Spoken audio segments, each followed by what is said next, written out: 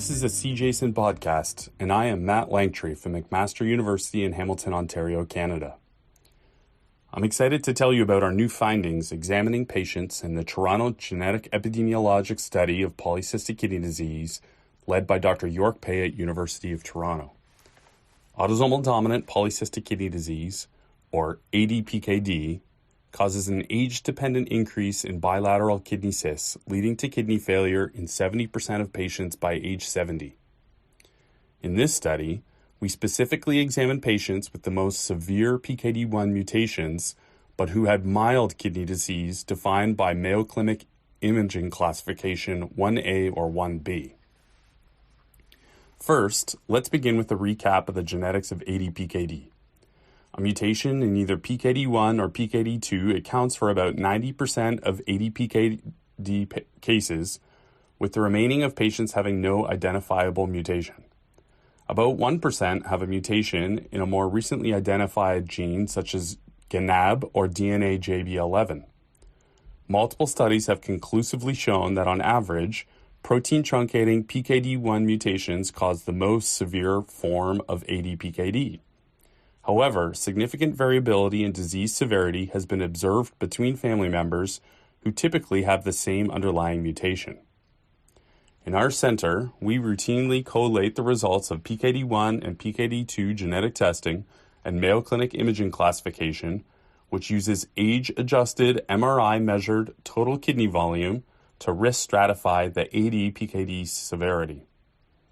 Among 174 patients with protein-truncating PKD1 mutations, 32 patients, or 18%, had mild Mayo Clinic imaging class of 1A or 1B.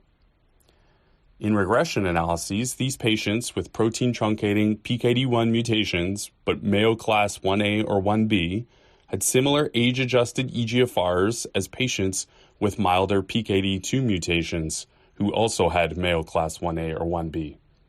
79% of the patients with protein-truncating PKD1 mutations, yet mild Mayo Clinic imaging class, had a positive family history of ADPKD, and many of them displayed significant within-family disease variability that suggests the possibility of a positive modifier effect.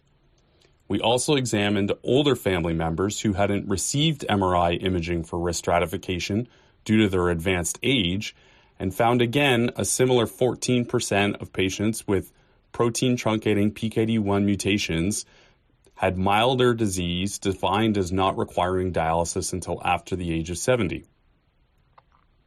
Overall, our results suggest that protein-truncating PKD1 mutations have high penetrance, meaning that if you have the mutation, you will have ADPKD, but variable expressivity, as 18% of patients with the most severe mutation type still had relatively mild disease.